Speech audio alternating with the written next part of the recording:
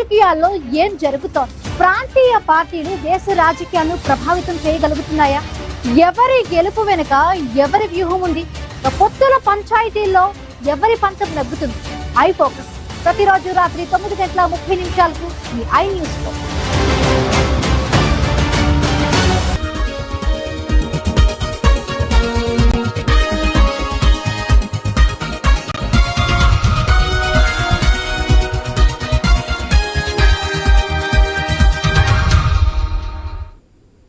నమస్తే, welcome to question hour. Parliament లో సీట్లు పెంచనున్నారు, సంతోషమే కదా. మహిళల ప్రాతినిధ్యం పెరుగుతుంది, వద్దనేది ఎవరు? కానీ భలే రాజకీయం నెలకొంది.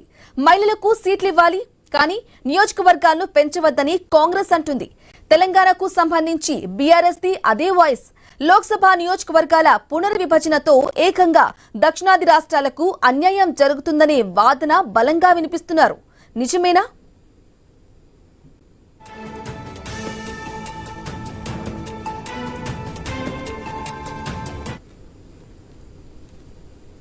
కర్ణాటక, తెలంగాణలో కాంగ్రెస్ ముఖ్యమంత్రులు ఉన్నారు. తమిళనాడు డీఎంకే పాలిస్తుంది.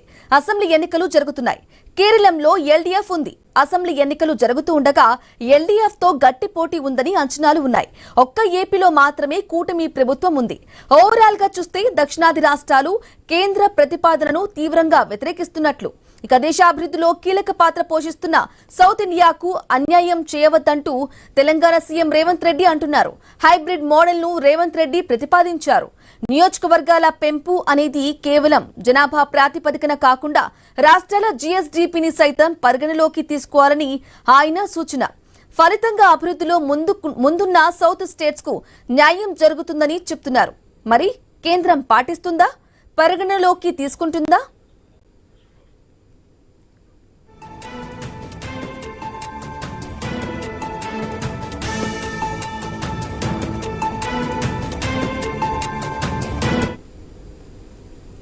ఇక లోక్సభ నియోజకవర్గాల డీలిమిటేషన్ లో అన్యాయం చేస్తే దక్షిణాదిలో పెను ఉద్యమం తప్పదని బీఆర్ఎస్ వర్కింగ్ ప్రెసిడెంట్ కేటీఆర్ హెచ్చరించారు.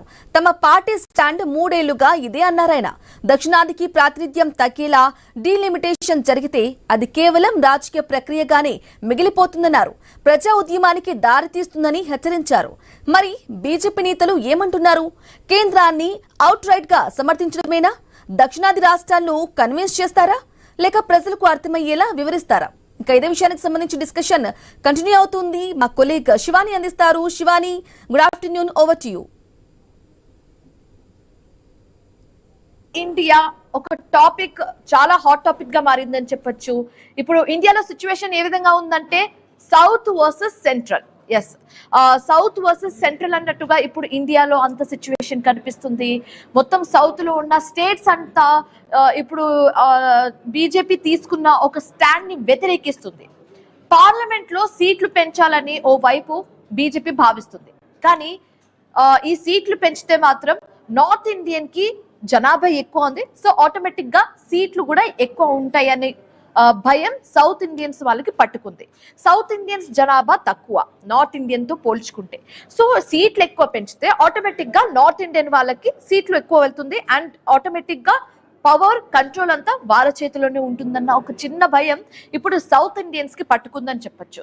సో అందుకే ఇటు సౌత్ లో స్టాలిన్ కావచ్చు, సీఎం రేవంత్ రెడ్డి కావచ్చు, బీఆర్ఎస్ వర్కింగ్ ప్రెసిడెంట్ కేటీఆర్ కానివచ్చు, వీళ్ళందరూ కూడా వ్యతిరేకిస్తున్నారు ఇలాంటి ఒక డీలిమిటేషన్ అనేది, సీట్లు పెంచడం అనేది అండ్ మహిళా రిజర్వేషన్ అనేది.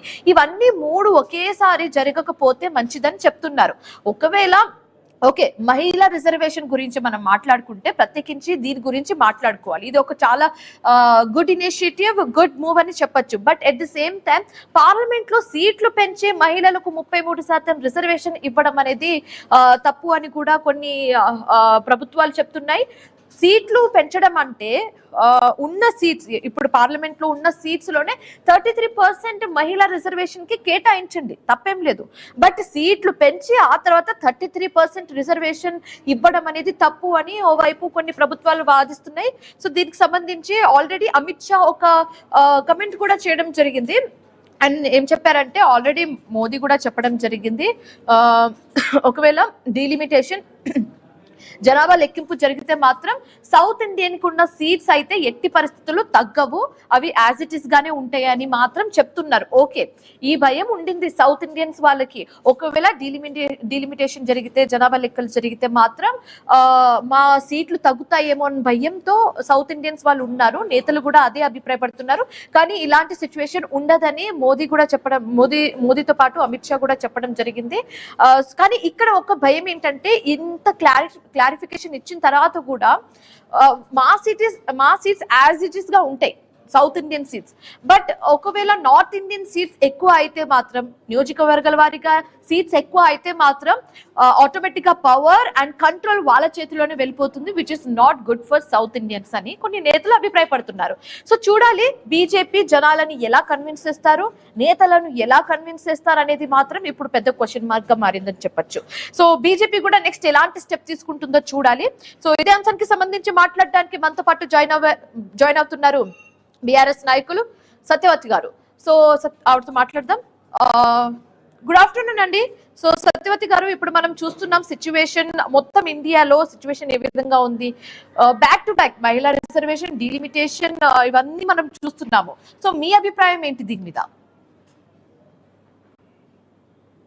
సార్, మేడం, ఒకటే మహిళా బిల్లు దాదాపు 4 శతాబ్దాలుగా ఎంతో మంది మహిళలు, రాజకీయ పార్టీలు కొట్లాడితే వచ్చినటువంటి బిల్లు, ఇప్పటికిప్పుడు వచ్చింది కాదు. దాని వెనకాల అనేక పోరాటాలు ఉన్నాయి. అదే విధంగా కాంగ్రెస్ కుట్రలు కూడా చాలా ఉన్నాయి. అనేక సంవత్సరాలుగా కాంగ్రెస్ పార్టీ మహిళా బిల్లును పాస్ చేయకుండా ఎట్లా టైం పాస్ చేసిందో తెలుసు. ఇది అదే విధంగా బీజేపీ కూడా ఎట్లా టైం పాస్ చేసిందో తెలుసు. ఎందుకంటే ఈ రెండు రాజకీయ పార్టీలే కదా సెంటర్ లో అనేక సార్లు అధికారంలోకి వచ్చింది, ముఖ్యంగా కాంగ్రెస్. అయితే ఇక్కడ ఈ బిల్లు పాస్ అవ్వడానికి బీఆర్ఎస్ గవర్నమెంట్ గా మేము అధికారంలో ఉన్నప్పుడు బీజేపీ తీసుకున్న నిర్ణయాన్ని సపోర్ట్ చేయడం జరిగింది. బిల్లు పాస్ అవ్వడానికి మేము చాలా కృషి చేశాం. సో పాస్ అయిన బిల్లు ఇప్పుడు ఇంప్లిమెంటేషన్ లోకి వచ్చేటప్పుడు ఇక్కడ కూడా మళ్ళీ ఒక కుట్రపూరితమైనటువంటి వాతావరణం అయితే ఇప్పుడు కనిపిస్తుంది. ఎందుకంటే మాట్లాడింది కూడా ఏంటి, జనాభా ప్రాతిపదికన బిల్లును ఇంప్లిమెంటేషన్ లోకి తీసుకొస్తాము. అట్లాగే ప్లస్ నియోజకవర్గాల ఏదైతే ఉందో పునర్విభజన జరిగిన తర్వాత, అంటే ఈ పునర్విభజన ఎప్పుడు జరుగుతుంది, యాక్చువల్ బిల్లు ఇంప్లిమెంటేషన్ 26 లోనే జరగాలి, కానీ జరగకుండా దాన్ని 29 కి తీసుకురావడం జరిగింది. 29 కి తీసుకురావడానికి కారణం ఏంటి అని అంటే, ఖచ్చితంగా నియోజకవర్గాల పునర్విభజన జరిగిన తర్వాత ఇంప్లిమెంటేషన్ లోకి తీసుకురావాలనేది సెంట్రల్ నిర్ణయం. కానీ ఇక్కడ జరుగుతున్నది ఏంటి, మనం ఇప్పుడు 2011లో జనాభా లెక్కలు జరిగినాయి, ఇప్పటి వరకు జనాభా లెక్కలు అనేవి జరగలేదు. సో జనాభా లెక్కలు అట్లా ఆ డేటాని బేస్ చేసుకొని ఇప్పుడు జనాభా లెక్కలు చేస్తామని చెప్తున్నారు కదా. అయితే ఇక్కడ ఒక కుట్ర ఉంది మేడం. ఇప్పుడు జరుగుతున్నది ఏంటంటే, బీజేపీ ఎప్పుడైనా సరే అధికారంలోకి రావడానికి కావాల్సినటువంటి అంటే గ్రౌండ్ వర్క్ ను ఎప్పటికప్పుడు ప్రిపేర్ చేసుకుంటది. సో ఇప్పటికీ బీజేపీ 2 సార్లు పరిపాలించింది దేశాన్ని. ఈ 2 సార్లు పరిపాలనలో వాళ్ళు తీసుకొచ్చినటువంటి విధానాలు కావచ్చు, అదే విధంగా వాళ్ళు ఇచ్చిన హామీలు కావచ్చు, 2014లో వాళ్ళు ఇచ్చిన హామీలు కావచ్చు, వాటిని నెరవేర్చడంలో కంప్లీట్ గా ఫెయిల్ అయ్యింది. ఒకవేళ వాళ్ళు ఇచ్చిన వాగ్దానాలు నిజంగానే ఫుల్ఫిల్ చేసి ఉంటే బీజేపీ ఈ రోజు ఈ బిల్లు ఇంప్లిమెంట్ అయినా ఇంప్లిమెంట్ అవ్వకపోయినా మళ్ళీ అధికారంలోకి రావడానికి ఒక స్పేస్ ఉండేది. కానీ ఇవాళ బీజేపీకి సంబంధించినటువంటి డబుల్ ఇంజన్ సర్కారుగా ఉన్న రాష్ట్రాలలో కావచ్చు, లేదంటే సింగిల్ డిజిట్ లో ఉన్నటువంటి రాష్ట్రాలు కావచ్చు, ఏవి కూడా ఇవాళ బీజేపీ పరిపాలనని యాక్సెప్ట్ చేయట్లేవు. కాబట్టి మళ్ళీ అధికారంలోకి రావడానికి సత్యవతి గారు మాట్లాడదాం, ఇదే అంశానికి సంబంధించి కంటిన్యూ చేద్దాం, మాట్లాడదాం. కానీ క్వశ్చన్ అవర్ లో షార్ట్ బ్రేక్ తీసుకుందాం. బ్రేక్ తర్వాత మరిన్ని అప్డేట్స్ కంటిన్యూ చేద్దాం. Right, welcome back. సో ఇదే అంశానికి సంబంధించి ఇందాక సత్యవతి గారు మాట్లాడారు. ఇప్పుడు మనతో పాటు మాట్లాడడానికి జాయిన్ అయ్యారు బోడిగ శోభ గారు, బీజేపీ నాయకురాలు అండ్ అలాగే మాజీ ఎమ్మెల్యే. సో ఆవిడతో కూడా మాట్లాడే ప్రయత్నం అయితే చేద్దాం. సో గుడ్ ఆఫ్టర్నూన్ అండి శోభ గారు. మనం సిచ్యువేషన్ ఇప్పుడు చూస్తున్నాం ఇండియాలో, సౌత్ వర్సెస్ సెంట్రల్ అన్నట్టుగా సిచ్యువేషన్ మారిందని చెప్పొచ్చు. సో బీజేపీ అయితే డీలిమిటేషన్, సీట్ల పెంపు అండ్ అలాగే మహిళా రిజర్వేషన్ అంశం, ఈ 3 అంశాలు కూడా ఒకేసారి తెరపైకి తీసుకొచ్చి ఒకేసారి దీని మీద కసరత్తు చేస్తున్న సందర్భాన్ని మనం చూస్తున్నాము. సో దీన్ని ఎలా చూడొచ్చు అంటారు? మీ ఒపీనియన్ ఏంటి దీని మీద?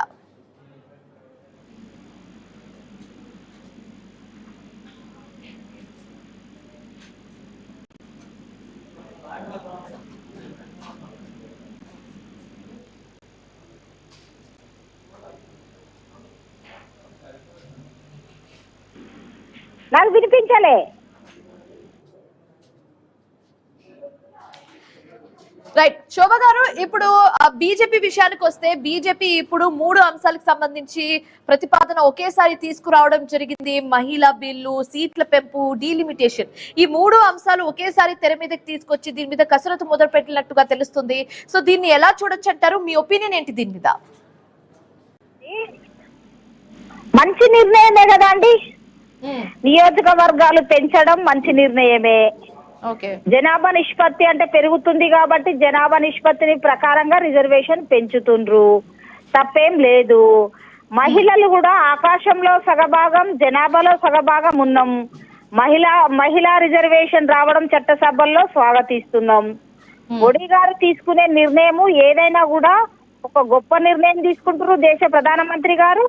అదేవిధంగా ప్రజలందరూ కూడా, భారతదేశ ప్రజలందరూ కూడా యాక్సెప్ట్ చేస్తుండ్రండి కదా. ఇప్పుడు ట్రిపుల్ తలాక్ చట్టాన్ని ఎవరు రద్దు చేయలేకపోయారు. స్వాతంత్రం వచ్చిన కాండి కాంగ్రెస్ ఎక్కువ అధికారంలో ఉంది కేంద్రంలో, కానీ ట్రిపుల్ తలాక్ చట్టాన్ని ఎవరు రద్దు చేయలే. కానీ ఇవాళ దేశ ప్రధానమంత్రి గారు ట్రిపుల్ తలాక్ చట్టాన్ని రద్దు చేసి ముస్లిం మహిళలకి ఒక గౌరవాన్ని, ఒక స్వేచ్ఛనిచ్చిన ఒక గొప్ప నాయకుడు అయిపోయింది కదా. అంటే కొన్ని మంచి నిర్ణయాలు తీసుకుంటే రాజకీయంగా చూడకూడదండి. దేశ ప్రధానమంత్రి గారు మంచి నిర్ణయం తీసుకున్నారు. శోభ గారు, మంచి నిర్ణయాలే, కరెక్టే, మీరు అన్నట్టుగా మంచి నిర్ణయాలే తీసుకున్నారు. కానీ అన్నిటిని ఇలా కంబైన్ చేయడం ఎందుకని ఒక ప్రతిపాదన తెర మీదకి వస్తుంది? అంటే మహిళా బిల్లు ఓకే, అండ్ అలాగే పార్లమెంట్ సీట్ల పెంపు కూడా ఓకే, కానీ దీన్ని క్లాష్ చేయడం ఎందుకని కూడా ఒక వాదన తెర మీదకి వస్తుంది.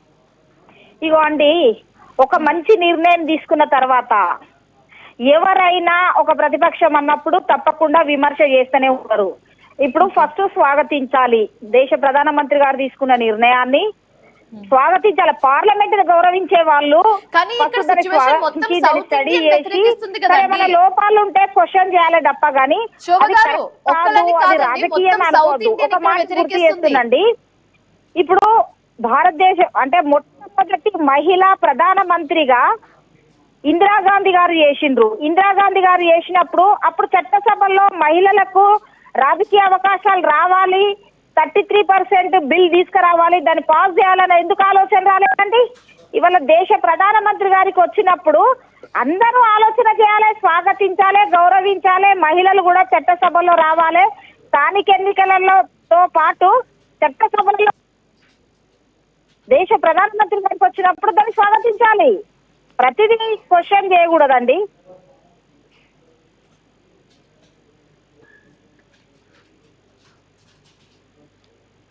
రైట్.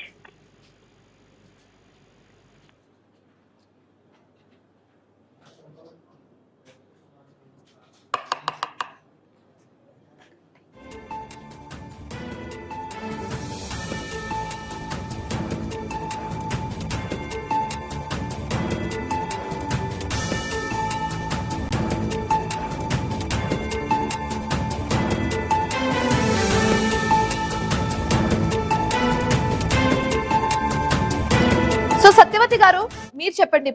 ఇప్పుడు ఇక్కడ స్టాలిన్ కానివ్వచ్చు, సీఎం రేవంత్ రెడ్డి కానివ్వచ్చు, లేకపోతే బీఆర్ఎస్ వర్కింగ్ ప్రెసిడెంట్ కేటీఆర్ కానివ్వచ్చు, వీళ్ళు ముగ్గురు ఏం చెప్తున్నారంటే ఒకవేళ ఓకే సౌత్ ఇండియన్ సీట్స్ లో తగ్గవు, కానీ what about north Indian seats? North Indian లో ఒకవేళ సీట్ పెరిగితే కంట్రోల్ ఆటోమేటిక్ గా వాళ్ళ చేతిలో వెళ్ళిపోతుందని కదా ఆ భయం ఇక్కడ సౌత్ ఇండియన్స్ వాళ్ళకి చాలా మందికి ఉంది. సో అలా జరగకూడదని వీళ్ళందరూ అంటున్నారు. అంటే ఒక్కరని కాదు కానీ మొత్తం సౌత్ ఇండియన్స్ కూడా దీనికి వ్యతిరేకంగా ఉన్నట్లుగానే చెప్తున్నారు. సో ఏం చెప్పాలనుకుంటున్నారు దీని గురించి? ఎగ్జాక్ట్లీ అండి. ఇప్పుడు బిల్లుకు వ్యతిరేకం కాదు, బిల్లు ఇంప్లిమెంటేషన్ చేసే దాంట్లో వ్యతిరేకము కాదు. బీఆర్ఎస్ పార్టీగా మేము కోరుకునేది ఒకటే, ఏంటంటే జనాభా ప్రాతిపదికన వెళ్తే సంబంధించినటువంటి డీలిమిటేషన్ లో ఇప్పుడే నియోజకవర్గాయి, అదే విధంగా నార్త్ లో పెరుగుతాయి. సో సీట్లకు అనుగుణ వాళ్ళకు ఒకవేళ అవకాశం ఉందనుకోండి, ఖచ్చితంగా వాళ్ళే మళ్ళీ గవర్నమెంట్ ని ఫామ్ చేసే అవకాశం ఉంటది. అంతే తప్పితే అసలు ప్రజలకు ఉపయోగం కానీ మహిళలకు ఉపయోగం కానీ అనేది జరగదు. అదే విధంగా బీజేపీ ఆలోచించాల్సింది ఏంటంటే గతంలో కేంద్ర ప్రభుత్వం చేసినటువంటి కుటుంబ నియంత్రణకు సంబంధించినటువంటి నిర్ణయం ఏదైతే ఉందో దాన్ని సౌత్ రాష్ట్రాలు అన్ని కూడా కరెక్ట్ గా ఫాలో అయ్యాయి. ఇప్పుడు ఫాలో అయిన వాళ్ళకి నష్టం చేస్తారా? అంటే జనాభా ప్రాతిపదిక మీద అలా విభజన జరిగిన తర్వాత ఇంప్లిమెంట్ అంటే పెంచి చేస్తే నిజంగానే నష్టం జరుగుతుంది. కాబట్టి అట్లా జరగకూడదు అనేది మేము కోరుకుంటున్నాము. ఖచ్చితంగా అంటే ఒకవేళ జరిగితే విడివిడిగా జరిగితే ఓకే, ఇమీడియట్ గా ఇంప్లిమెంట్ విడివిడిగా జరపడానికి అట్లా అవకాశం ఉండదు.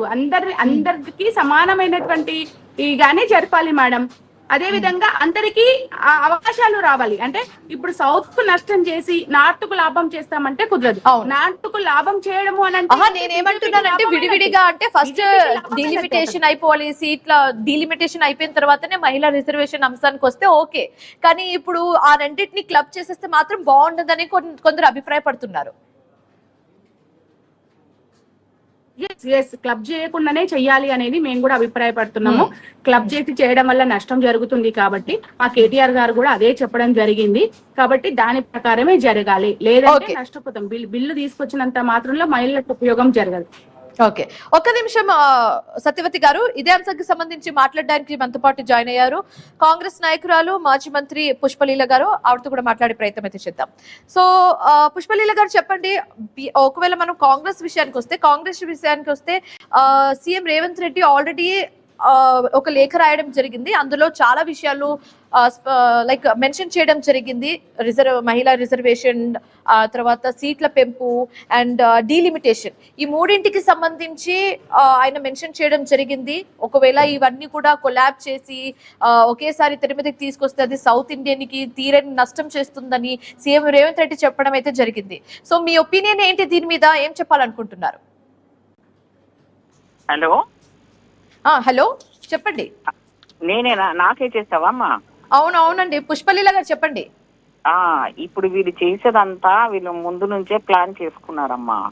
ఈ 10 ఏళ్లలో చేయండి. ఇప్పుడు చేయడంలో ఉద్దేశం ఏంటంటే, ఒకటి జమిలీ ఎలక్షన్స్ చెయ్యాలనేది ఒక కుట్ర. తర్వాత మహిళల మీద వీళ్ళకి ప్రేమ లేదు. కానీ అప్పుడే రాజీవ్ గాంధీ గారు ఉన్నప్పుడు 33% రిజర్వేషన్ గురించి ఆయన పోరాడి స్థానిక ఎన్నికల్లో అప్పటి నుంచి చేసింది కాంగ్రెస్ పార్టీ. ఆ తర్వాత సోనియా గాంధీ గారు రాజ్యసభలో ఆ బిల్లుని ప్రవేశపెట్టి అది దాన్ని ఒప్పించడానికి ప్రయత్నం చేస్తూ, కాకపోతే అక్కడ ఏంటంటే ఇప్పుడున్న విధానం లోపల మహిళా బిల్లు కావాలి, దాన్ని ఎవరు వ్యతిరేకించడం లేదు. అవును, కానీ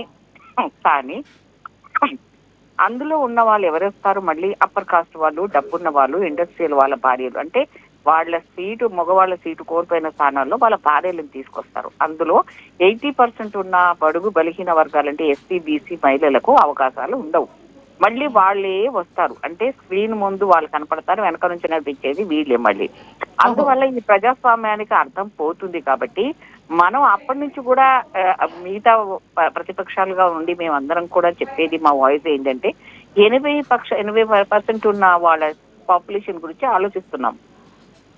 అధికారం అంతా ఒక 20% ఉన్న వాళ్ళ క్యాపిటలిస్ట్ చేతిలో ఉంది. కాబట్టి అట్లా కాకుండా మన ప్రజాస్వామ్య పద్ధతిలో పార్లమెంట్ లో కానీ చట్టసభలో అండ్ ఎక్కడైనా కూడా అది అసెంబ్లీలో కానీ పార్లమెంట్ లో కానీ మహిళల సంఖ్యలు పెరగాలి. దాంతో పాటు ఎవరిది అగ్రవర్ణాలు ఉండకూడదు, లేదా డబ్బున్న వాళ్ళు కాకుండా బడుగు బలహీన వర్గాల సమస్యలు బడుగు వాళ్ళకే తెలుసు, ఆడవాళ్ళ సమస్యలు ఆడవాళ్ళకే తెలుసు. కాబట్టి 50% ఉన్న మహిళలకు 50% కూడా అడగట్లేదు. ఇప్పుడు 33%కే ఇన్ని సంవత్సరాల టైం పట్టిందంటే ఇంకా మిగతా పర్సంటేజ్ కోసం ఎన్ని సంవత్సరాలు ఆగాలో మనకు తెలియదు. ఇప్పుడు వీళ్ళ ప్రేమ ఏంటి? ఈ 5 రాష్ట్రాల్లో ఎలక్షన్స్ ముందే వీళ్ళు చేస్తుంటారు. ఎప్పుడు కూడా చూడండి, అంటే దానికి సంబంధించిన ఈ బీజేపీ వాళ్ళు ఏం మాట్లాడతారంటే ఎలక్షన్స్ అనేది రొటీన్ గా జరిగే చర్య అంటాడు. అదేదో ఆ 10 ఏళ్ల ముందు ఎందుకు చేయలేదు? ఇప్పుడు ఈ 5 రాష్ట్రాలు, 2 రాష్ట్రాలు వీళ్ళ కంట్రోల్లో రావట్లేదు. ఒకటి స్టాలిన్ గారికి సంబంధించిన తమిళనాడు కానీ అక్కడ కానివ్వండి, తర్వాత ఇక్కడ మమతా గారిని కానీ 3 సార్లు కూడా ఓడించలేకపోయారు. అంటే ఒక మహిళ, ఆమె పార్టీ ఏమన్నా ఉండని మహిళలందరూ ఒక ఆలోచించాల్సింది అంటే మహిళలు అంత స్ట్రాంగ్ గా ఉంటారా, ఈవెన్ ఎలా ఓడగొట్టాలని చెప్పేసి ఒక పుష్పలీల గారు. ఇప్పుడు కాంగ్రెస్ పార్టీ ఈ అంటే ఈ డీలిమిటేషన్, సీట్ల పెంపు, మహిళా రిజర్వేషన్, ఈ దీనికి సంబంధించి విన్నప్పటి నుంచి కూడా స్ట్రాంగ్ స్టాండ్ తీసుకోవడం అనేది మనం చూస్తున్నాము. కాంగ్రెస్ పార్టీ అయితే చాలానే స్ట్రాంగ్ స్టాండ్ తీసుకుంటుంది. సో ఇప్పటికీ తీసుకుంటున్నారు. కాబట్టి ఫ్యూచర్ లో ఒకవేళ బీజేపీ కేంద్ర ప్రభుత్వం దిగి రాకపోతే, మీరు అనుకున్నది చేయకపోతే మీరు ఎలాంటి స్టాండ్ స్టాండ్ తీసుకునే అవకాశాలు ఉన్నాయి ఇప్పుడు ఫ్యూచర్. మన దౌర్భాగ్యం ఏంటంటే అమ్మా, మన దౌర్భాగ్యం ఏంటంటే మెజార్టీ గవర్నమెంట్ ఉంది అక్కడ.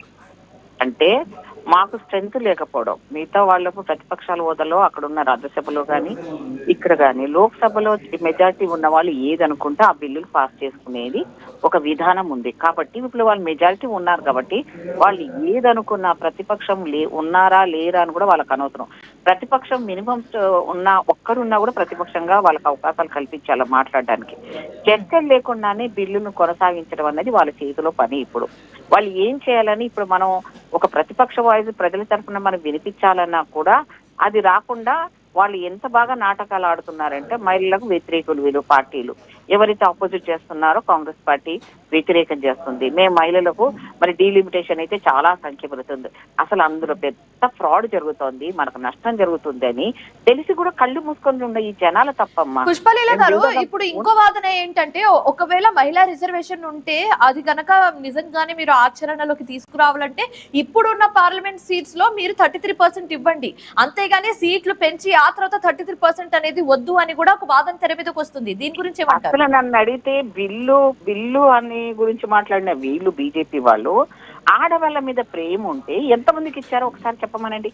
ఈ 11 సంవత్సరాలు ఎంతమందికి ఎన్ని అవకాశాలు ఇచ్చారు? అండ్ ఇప్పుడు ఈ టైంలోనే ఎందుకు గుర్తుకొచ్చింది అంటే అప్పుడు ఆ ప్రభుత్వమే ఇప్పుడు ఆ ప్రభుత్వం. ఇప్పుడు వెస్ట్ బెంగాల్ లో ఆమెను ఓడగొట్టాలనేది వీళ్ళ టార్గెట్, అంతే, ఇంకేం లేదు. ఒకటి జమిలీ, వెస్ట్ బెంగాల్, ఈ 2 టార్గెట్స్ అని చెప్పొచ్చా? వినండమ్మా, ఇప్పుడు ఫుల్ మెజారిటీ లేకపోయినా నితీష్ గారు, చంద్రబాబు నాయుడు గారు వాళ్ళ ముష్టితో వీళ్ళు బతుకుతున్నారు బీజేపీ వాళ్ళు. ఇప్పుడు నితీష్ గారిని ఏం చేశారు, సెంట్రల్ గవర్నమెంట్ పంపించేశారు.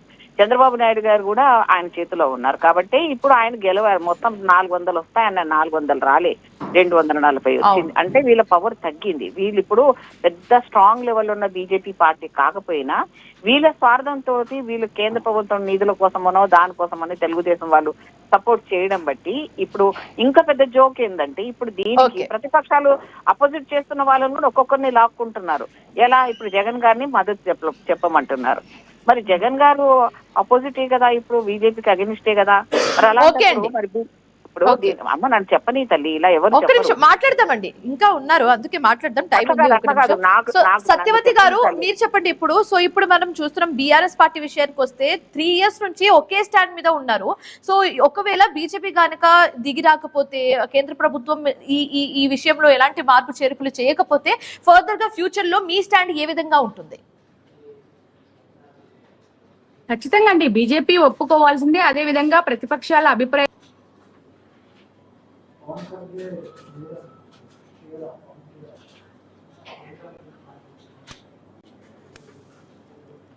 సో పుష్పలీల గారు ఇప్పుడు చెప్పండి, మీరు ఏదో చెప్తున్నారు. నేను ఏమంటున్నానంటే ఎవరిదన్నా ఫుల్ ఒపీనియన్ తీసుకో తల్లి, మళ్ళీ నేను అంత కంటిన్యూగా ఉండలేం కదా. ఇప్పుడు నేనేమంటానంటే నేను చెప్పేస్తాను చూడండి, వీళ్ళు చేసేది కుట్రతో జరుగుతుంది. ఇది ఆడవాళ్ళ మీద ఓటు బ్యాంకింగ్ కోసం చేసేది. అక్కడ ఎలక్షన్ జరుగుతున్నప్పుడు వీళ్ళు చేయడంలో ఉద్దేశము. ఇప్పుడు ప్రతిపక్షంగా మనం అవునన్నా కాదన్నా ధర్నాలు చేసినా ర్యాలీ చేసినా మనకు మెజారిటీ లేకపోవడం మైనస్ కాబట్టి వీళ్ళు దాన్ని కౌంట్ చేయరు. వాళ్ళ బిల్లును పాస్ చేయడం అనేది ఖచ్చితంగా జరుగుతుంది.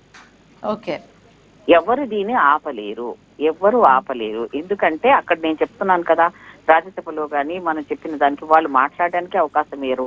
ప్రతిపక్షంగా ఉన్న మనకు మాట్లాడడానికి పార్లమెంటు నాయకులకు అవకాశాలు ఉండవు. సో వాళ్ళు ఎవ్వరు లేకపోయినా వాళ్ళకున్న మెజార్టీతో వాళ్ళు ఆ బిల్లులను పాస్ చేసేసుకుంటున్నారు. ఇప్పుడు మొన్న కూడా యూజీసీ తీసుకున్నారు, ఒకే న్యాయం ఒకే చట్టం. ఎట్లా జరుగుతుందమ్మా? ఇది జరిగే విషయమేనా? ఇది బలవంతంగా రుద్ది ఒక్కొక్కరు సాంప్రదాయాలు, ఈ హిందూ దేశంలో అయితే ఇది కష్టం. కాదండి, మీరే నేతలై ఉండే ఇలా చేతులు ఎత్తేస్తే ఇక జనాలు ఏమనుకుంటారంటే ఓకే జరగదు అని అంటే రైతులకు సంబంధించి ఆ చట్టం కూడా వెనక్కి తీసుకున్నారు కదా, అలా వెనక్కి తీసుకున్న చట్టాలు కూడా చాలానే ఉన్నాయి. లేదు, చేతులు ఎత్తేసినా కాళ్ళు ఎత్తేసినా ఏం జరిగేది లేదు. వాళ్ళు ఫుల్ మెజారిటీ. మీరు ముందే ఎందుకు గివప్ ఇచ్చేస్తున్నారు? కేంద్ర ప్రభుత్వం చాలా చట్టాలు వెనక్కి తీసుకున్నారు. ఏం పని చేస్తలేవు బీజేపీ దగ్గర. విను, ఇప్పుడు పుష్పలీల గారు జాయిన్ అయినందుకు తెలియజేసినందుకు, and thank you so much Satyavathi garu, thank you so much Shobha garu మాతో జాయిన్ అయినందుకు అండ్ మీ ఒపీనియన్స్ ని మాకు తెలియజేసినందుకు. సో చూడాలి ఇప్పుడు ఈ 3 అంశాలకి సంబంధించి కేంద్ర ప్రభుత్వం అయితే ప్రతిపాదన అయితే చేసింది.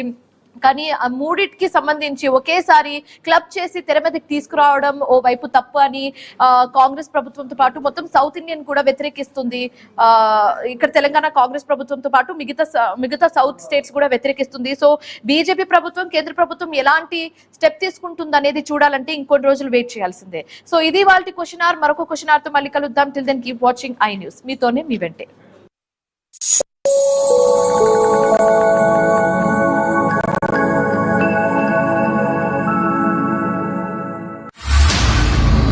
హోటల్ బిల్లు కట్టలేని పాకిస్తాన్, మళ్లీ అమెరికా ఇరాన్ చర్చలకు సన్నాహాలు.